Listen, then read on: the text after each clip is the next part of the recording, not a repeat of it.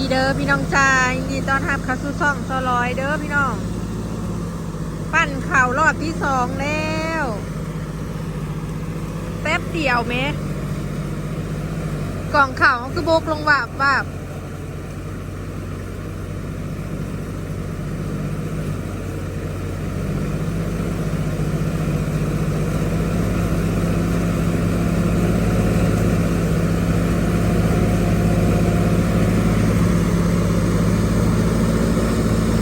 รุ่นว่าปั้นรอบนี้สิได้จักสอบ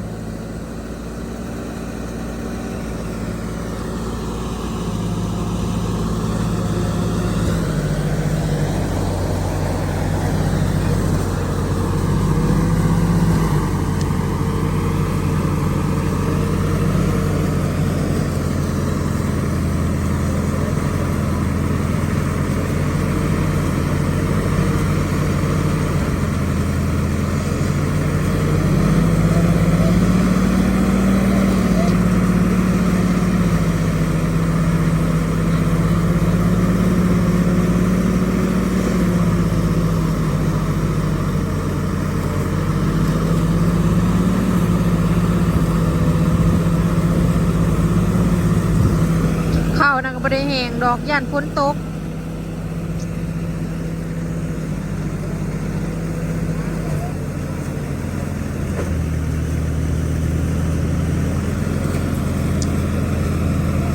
ทั้งลมทั้งยังมาแล้ว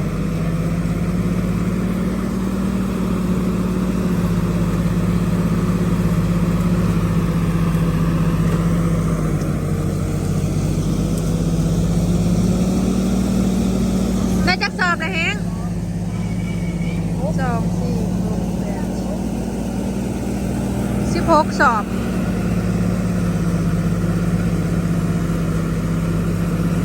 ใครแต่คนเขาหลายคนเขาหาคน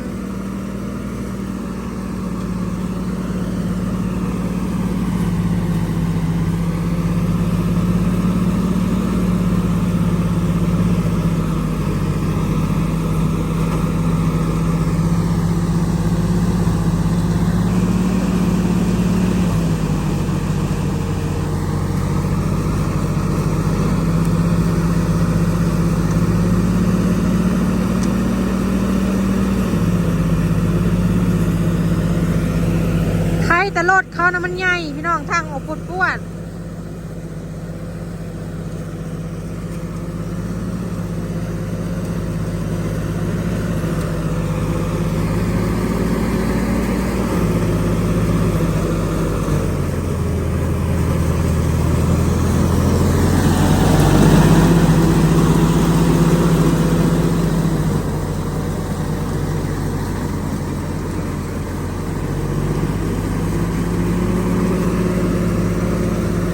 รถใหญ่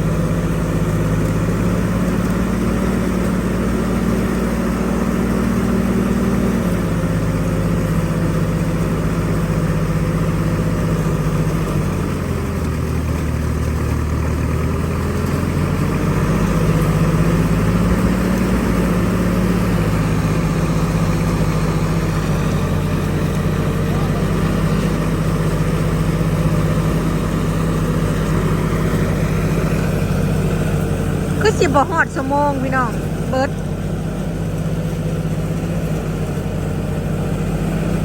มันรถใหญ่และใส่ได้หลาย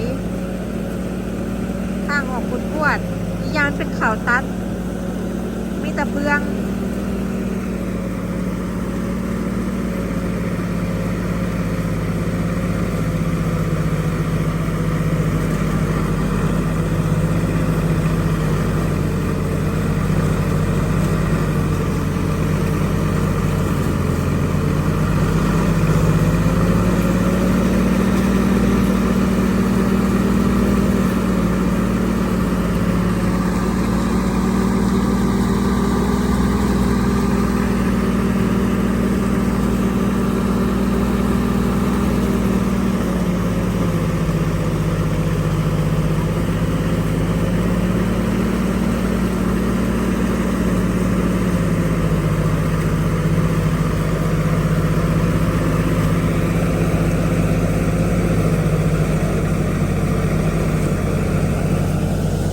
มาได้พอ20 นาทีสิเบิร์ดเลยรุ่นชิได้จักสอบ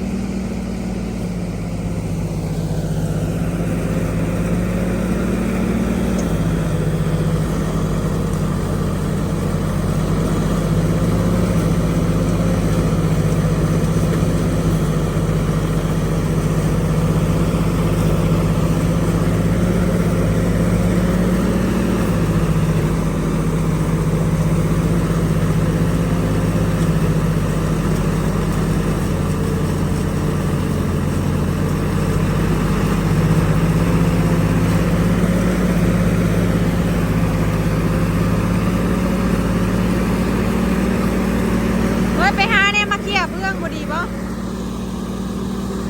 เอาไม้มาเคลียร์เบื้องเลย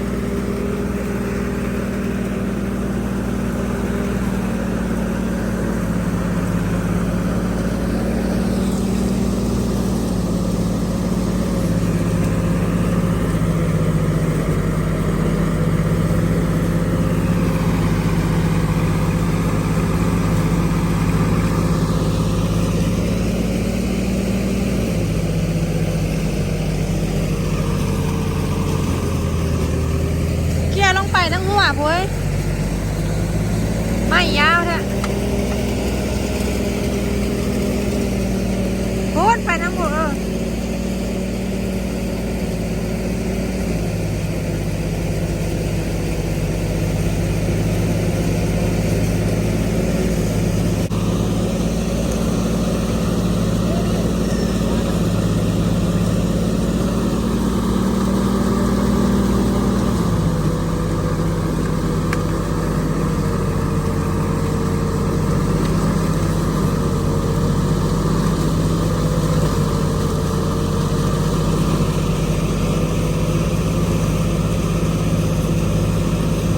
เครื่องน่ะกล่องบ้าใหญ่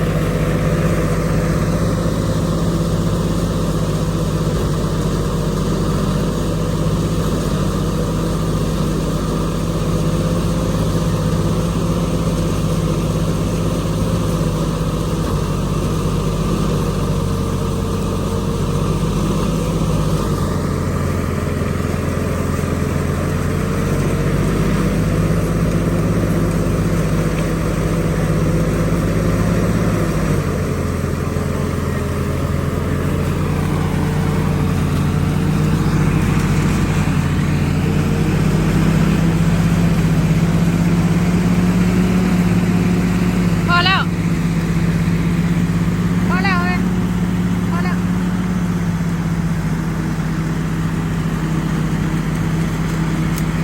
มันลมอู่กันเทิงลมตีกลับมา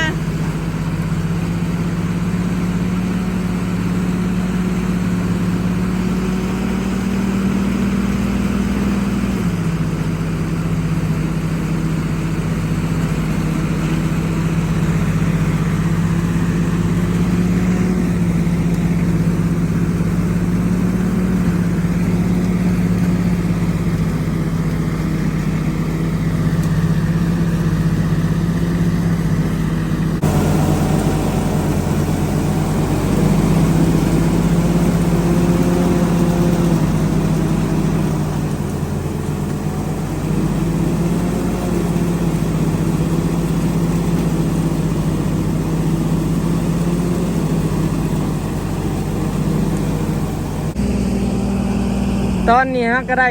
38 กระสอบพี่น้องเนาะรอรุ่นว่าสิมานกว่ารอบแรกบอเนาะรอบแรกได้58บอให้คิดว่าน่าสิได้60เลี้ยง6ตั้งพี่น้องบอยกาไว้ว่า60เนาะ39สอบแล้ว ล้สิเบิดแล้วเบิ่งกล้องเพื่องเฮาพี่น้องกล้องเพื่องเฮาละอายแห้งเนาะพอเป็นเข่าตัดส่วนเข่านี่เฮาใกล้สิเบิดแล้ว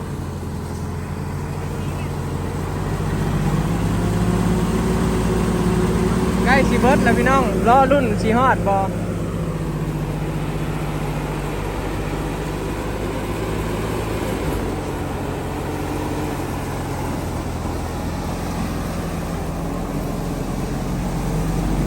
เรือลายเติบอยู่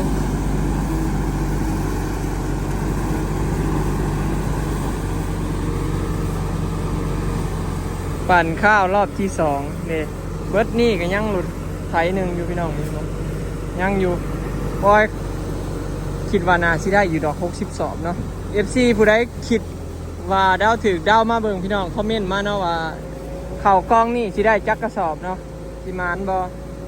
ผู้ใดสิดาวถึกพี่น้อง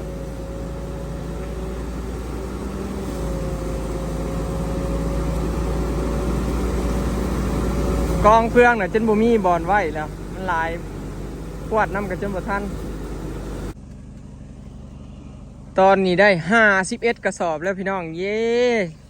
เขาเฮายังลายอยู่คือสิมานกว่ารอบเมื่อกี้อยู่คิดว่า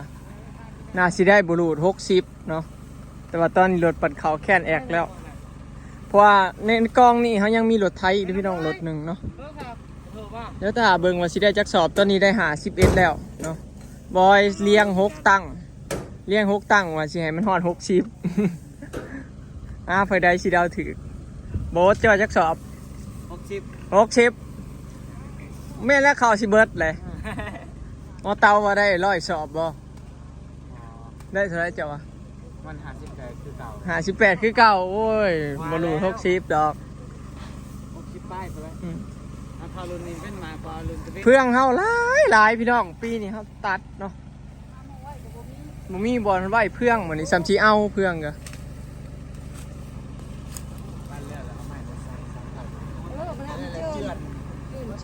มาแล้วลงพี่เบิร์ดแล้วลมมันมีมา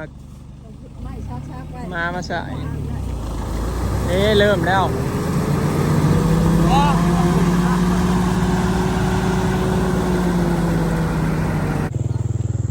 นี่คือกองเข่าของเฮาพี่น้องเรียบร้อยเนาะปั่นเรียบร้อยมาเบิ่ง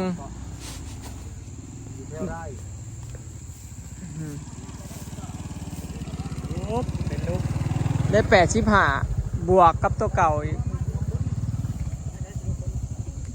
90เป็น140สอบพี่น้องรวมทั้งตัวเก่า58สอบเนาะเป็น140สอบปีปั่น2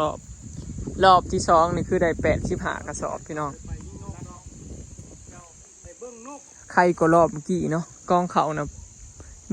ใหญ่ซ้ำกันแต่ว่ารอบนี้ได้เขาร้ายกว่าเพราะเขามันงามกว่าแถวเลี้ยงนั่นพี่น้องแถวเลี้ยงนั่นนะบ่งามเนาะ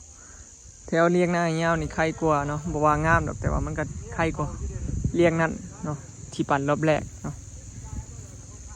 นี่แหละพี่น้องเนาะใครอยู่ยังได้85เนาะบอยคิดว่าอาจจะได้60ปลายขอให้ได้80ร้านนี้ได้85เนาะก็ถือว่าบุรุษลายดอกพี่น้องปีนี้เนาะเดี๋ยวรออีกหน้าอีกแถวหนึ่งเนาะว่าสิได้ซ้ำใดพี่น้องว่าปีนี้สิได้กำไรบอหรือสิได้ซ้ำทุนบอคือปีแล้วบอเนาะบอยว่าปีนี้คือสิได้หน่อยกว่าปีแล้วอยู่บางทรงปั่น2รอบเลยยังบ่มีรอบได้100สอบเนาะ